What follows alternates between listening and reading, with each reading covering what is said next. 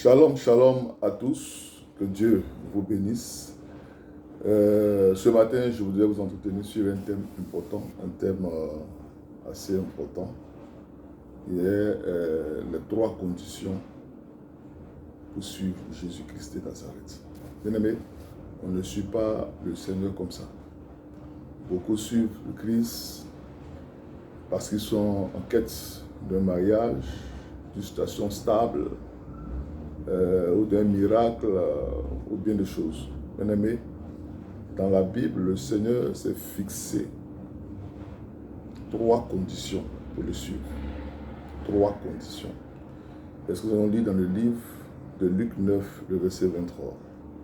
Et dans le livre de Luc 9, le verset 23, il est écrit que celui qui veut venir après moi, qu'il renonce à lui-même, la première condition, qu'il se charge chaque jour de sa croix, deuxième condition, et qu'il me suive, troisième condition.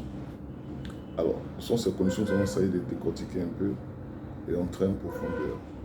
Donc, la première condition, bien-aimé, pour suivre Dieu, pour marcher avec lui, pour être son disciple, pour être l'homme selon le cœur de Dieu, la première des choses à faire, c'est de renoncer à nous-mêmes. Renoncer, c'est abandonner, rejeter, refuter, ne pas tenir compte. Voilà. Donc, il s'agit d'abord pour nous en tant que chrétiens qui voulons marcher avec Dieu, d'obéir à ce principe. La première condition qui est de rejeter notre vie. Le Seigneur ne parle même pas de nos péchés ici, mais il parle de notre vie. Bien aimé, pour suivre Dieu, nous devons mourir à la croix. Comme est écrit dans Galates 2, le verset 20. J'ai été crucifié à la croix. Et si je vis, ce n'est plus moi qui vis, c'est Christ qui vit en moi. Si je vis maintenant dans la chair, je vis dans la foi au Fils de Dieu qui m'a aimé et qui s'est livré lui-même pour moi.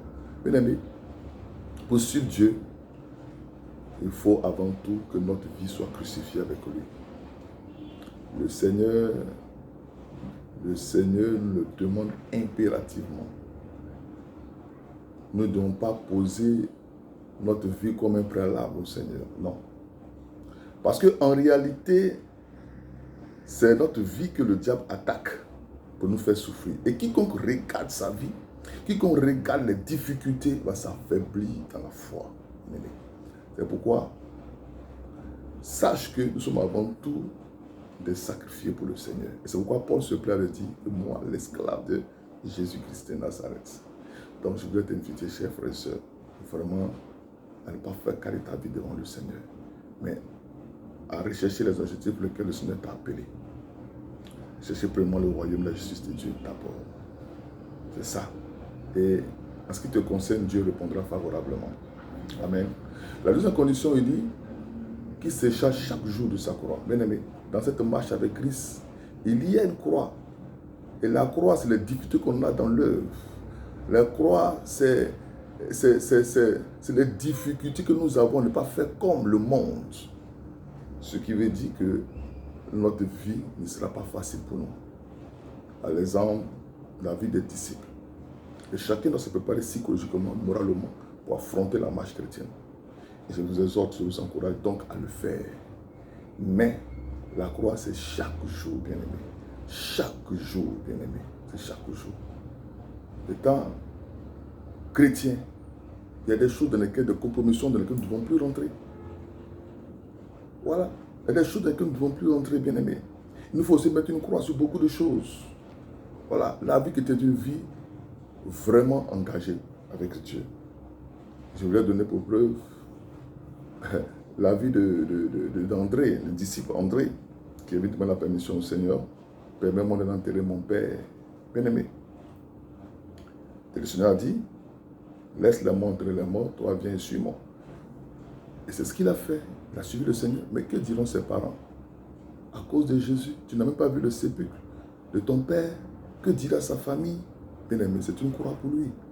C'est une croix pour lui. C'est une croix et c'est un engagement aussi pour lui. Donc, avec Christ, il nous faut faire par moments les meilleurs choix dans notre vie d'engagement. Et le dernier point que je dois se relever, bien-aimé, il dit, suis-moi. Il dit, suis-moi. Alors, je voudrais dire à quelqu'un, quel que soit ce que tu traverses, les difficultés que tu traverses, le chemin de barca que tu traverses, il faut suivre le Seigneur.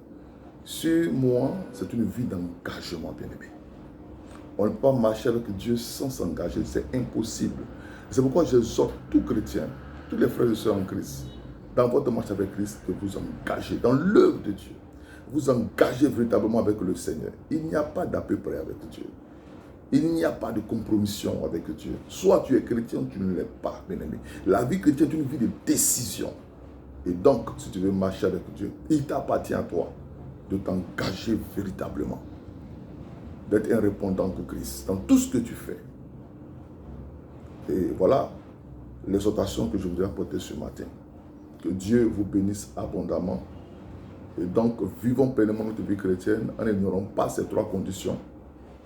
Qui sont d'abord renoncer à nous-mêmes, porter chaque jour notre croix et nous engager, et suivre le Seigneur, nous engager avec Dieu, quel que soit ce qui adviendra.